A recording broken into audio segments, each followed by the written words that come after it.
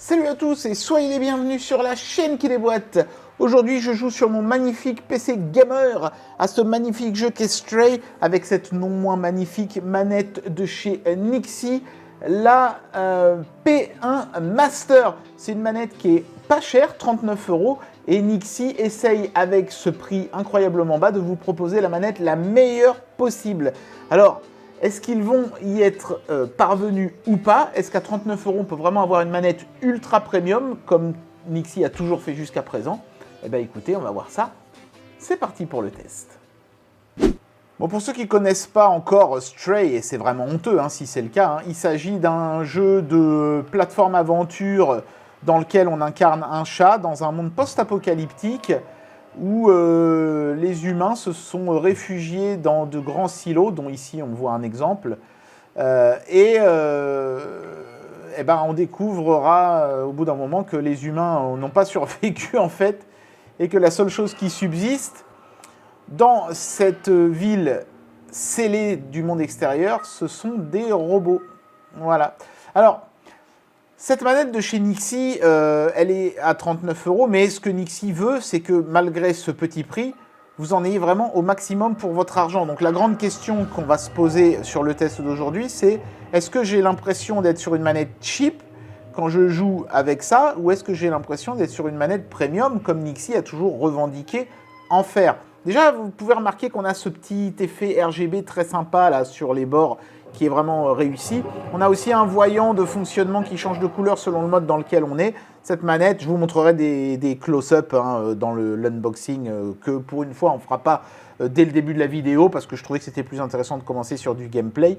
Mais voilà, on a un sélecteur à l'arrière pour choisir si on veut jouer en mode PC avec le dongle ou en mode Bluetooth ou en mode Nintendo Switch. Donc là, je suis en mode PC avec le dongle.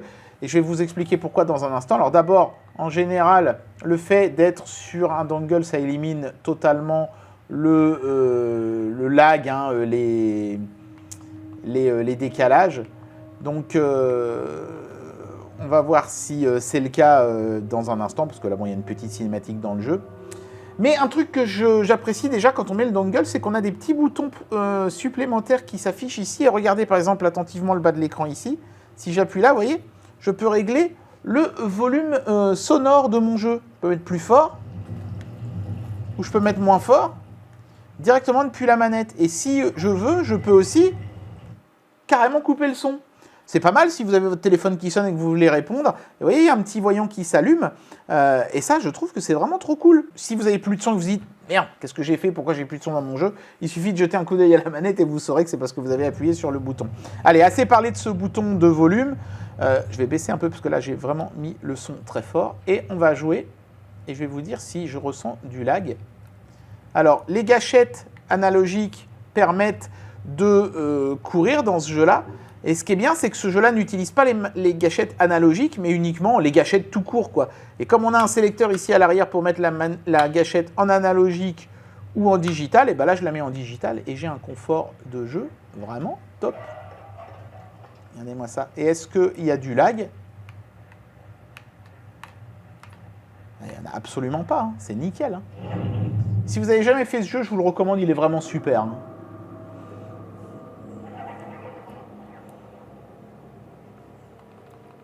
Hop là, ouais, ça saute au quart de tour. Impeccable.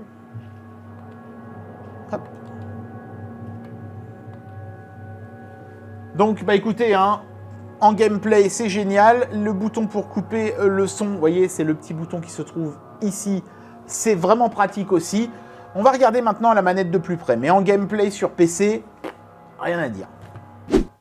Et c'est parti pour le déboîtage de cette Master P1. Chouette petit emballage, la manette est noire, elle est dans un design beaucoup plus conventionnel que ce qu'on avait l'habitude de voir chez Nixie jusqu'à présent, qui était d'inspiration très GameCube-esque. Et c'est une manette qui fonctionnera sur PC, Nintendo Switch, iOS et Android. Voilà, pas mal, franchement, pour une manette à 39 €, déjà elle est très polyvalente. On voit qu'on a un petit effet qui coulole RGB aussi sur la manette.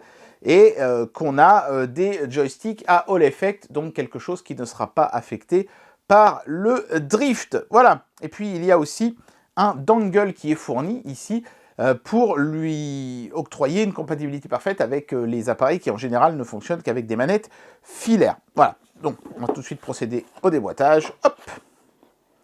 C'est toujours aussi classe chez Nixie, j'aime bien leur boîte avec d'abord un sleeve et puis ensuite cet emballage indigo qui, lui, est totalement d'inspiration GameCube, évidemment. Donc la manette en elle-même, une petite carte, je sais pas, de garantie ou de... ouais, pour les réseaux sociaux, j'ai l'impression. La petite notice d'utilisation. Je ne sais pas si elle est en français. Oui, je pense, parce que là, je vois que je suis en allemand. Oui, voilà. On a du français. Nickel. Et bien sûr, les accessoires. Donc, un cordon, ça vous permet bien sûr de recharger la batterie de la manette, mais aussi de vous en servir en filaire. C'est pour ça qu'il est de belle longueur, qu'il est logoté Nixie et qu'il est en nylon tressé avec un petit velcro. Donc, ça, c'est super cool parce que c'est beaucoup plus quali qu'un bête câble en gomme, hein. Et donc le fameux dongle qui vous permettra d'utiliser la manette en mode sans fil sur des appareils qui ne sont pas équipés du Bluetooth ou qui n'acceptent pas de manette Bluetooth. Comme on pouvait s'en douter en voyant la photo sur l'emballage, hein, la manette est vraiment très conventionnelle dans son look. Elle fait un peu penser à une manette pro de Nintendo Switch dans son design. On a ces gros blocs de mousse pour protéger les sticks, c'est pas mal. Et voilà donc un petit peu comment se présente la manette. C'est jamais facile de filmer quelque chose de noir. Attendez, je vais essayer de braquer une lampe de plus dessus. Hop, voilà, histoire d'avoir quelques détails supplémentaires. Donc comme vous pouvez le constater, on a deux sticks analogiques. Ce sont des sticks qui sont somme toute assez classiques, hein. On les retrouve sur beaucoup de manettes, ceux-là. Ils sont très fluides, ça c'est plutôt agréable. Même si certains préféreront peut-être des sticks avec un peu plus de résistance. Mais moi, c'est pas pour me déplaire. On a une croix directionnelle qui est d'une qualité remarquable. Parce que je ne sais pas si vous allez l'entendre, mais elle est faite de micro switch. Ça, c'est vraiment très très cool. Les boutons sont des boutons à membrane. Les boutons gâchettes ici sont à membrane aussi. Par contre, ce qui est intéressant, c'est que les gâchettes à l'arrière sont analogiques, comme vous pouvez le constater. Mais ici, il y a un petit bouton, et si je le pousse, la manette devient digitale, et en plus, à micro switch. Je ne savais même pas que c'était possible, ça. Je ne sais pas du tout comment ils ont fait, mais il y a une mécanique quand même assez ingénieuse à l'intérieur pour pouvoir passer de l'un à l'autre comme ça, de manière totalement transparente. C'est vraiment un micro-switch, hein, c'est très très bien fait. Et puis on a des boutons programmables à l'arrière ici, hein, qui sont des boutons à switch tactile, je pense. Mais encore une fois, là il y a un interrupteur ici, et si je le pousse, tac, le bouton il est bloqué. Et c'est pas genre juste quand j'appuie dessus, il ne se passe plus rien.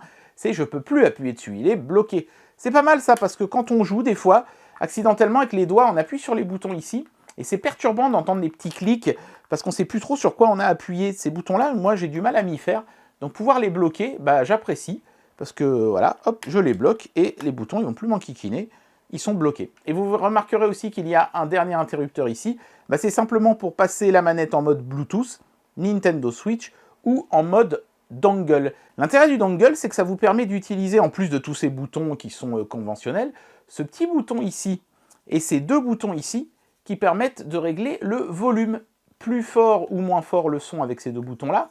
Et ici, je coupe complètement le son. Et il y a un petit voyant ici pour le mode de fonctionnement, je pense, de la touche. Pour tout le reste, le voyant il se trouve autour du bouton central ici qui permet d'allumer et d'éteindre la manette et de savoir dans quel mode elle se trouve. Donc une manette qui est somme toute bien faite. Maintenant, est-ce que cette manette est capable de bien s'en sortir en jeu? Eh bien écoutez, je vais vous dire ça dans un instant. Donc dans l'intro, vous m'aviez vu jouer sur PC avec le dongle, en fait. Et là, je suis en Bluetooth sur mon smartphone, parce que ça marche très bien aussi. D'ailleurs, je pense que Nixie sortira à terme une petite extension qui va venir se clipser ici pour venir fixer les smartphones, parce qu'il y a une encoche prévue à cet effet. Donc ça, j'ai hâte de voir ce que ça va donner. Mais sinon, quand la manette est en Bluetooth, le voyant ici, il est orange. Voilà, c'est pas évident de faire le point, hein. Voilà, sur des produits noirs, c'est jamais simple. Voilà, et ici on a le fameux RGB qui est très joli. Regardez-moi ça. Hop, ça amène vraiment une petite touche de modernité. Puis ça change du RGB qui est toujours autour des sticks. Là, il est le long des poignets. Poignées d'ailleurs qui sont caoutchouteuses, hein. C'est pas juste une texture, c'est du vrai caoutchouc. Donc il y a un bon grip sur cette manette. On a exactement la même texture en dessous, c'est vraiment super sympa. Voilà, et puis bah écoutez, on va regarder si la manette se comporte bien, hein, outre le fait qu'elle est très jolie. Est-ce qu'on a de la latence, par exemple? J'ai pas l'impression. Écoutez, on va essayer de jouer un petit peu. Ah, c'est impeccable, hein. Pour une manette à 39 €, je suis impressionné par la qualité des contrôles, notamment des boutons. C'est vraiment propre, quoi. Ça répond super bien. La croix directionnelle à micro switch, elle est hyper douce et agréable, franchement. Ah, c'est trop bien. Il n'y a pas de latence, hein. Je peux vous dire que sur ce mini-jeu-là, par exemple, s'il y avait de la latence, je la ressentirais automatiquement. Le jeu, il est un peu lent, mais il rame sur ce téléphone-là, ce jeu-là. Je ne sais pas pourquoi. Alors que je joue à des jeux 3D beaucoup plus compliqués que ça, qui sont top fluides. Peut-être que sur les pixels, le Proco, il n'est pas très doué en 2D, je sais pas. Mais en tout cas, ouais, la manette en elle-même, rien à dire, c'est nickel chrome. Ça répond au quart de tour, les sticks sont agréables. La croix directionnelle, surtout, elle est vraiment géniale. C'est mon gros coup de cœur sur la manette, c'est cette croix directionnelle. Et puis les gâchettes qui peuvent devenir cliquables, en plus d'être analogiques là sur le dessus. Ça, c'est vraiment les deux innovations que j'apprécie énormément sur cette manette. Voilà, ça c'est vraiment les deux trucs qui ont été très très bien réussis. Sinon après les boutons ils sont un peu plus conventionnels, mais à 39 €, franchement, j'ai envie de dire c'est du conventionnel que j'aimerais voir plus souvent, hein, à ce prix-là. Ah ben voilà, j'en arrive à la conclusion de cette vidéo et je vais vous donner mon avis sur ce produit. La grosse question que je me posais moi vis-à-vis de ce produit de chez Nixie, c'est vu qu'ils ont quand même considérablement baissé le prix, hein, leur manette coûtait plutôt aux alentours des 60 €, il y en avait à 50, mais c'était quand même des manettes qui coûtaient un certain prix, et c'était normal parce qu'il y avait vraiment des finitions et une qualité de construction avec des composants de très bonne qualité qui justifiaient ce prix.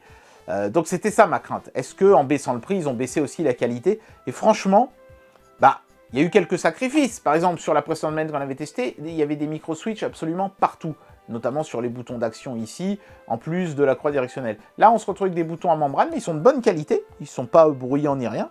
Vous voyez, la croix directionnelle, elle a toujours les micro-switches, elle est toujours aussi cool et géniale. Les sticks, certains apprécieront peut-être un peu plus de résistance.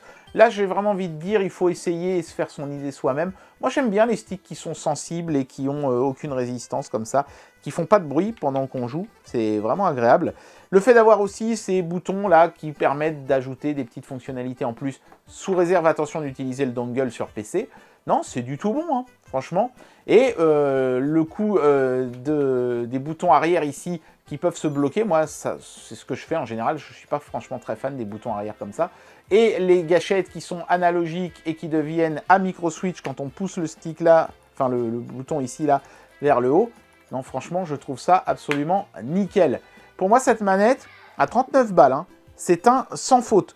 On a même ce petit RGB qui vient lui donner un petit côté premium.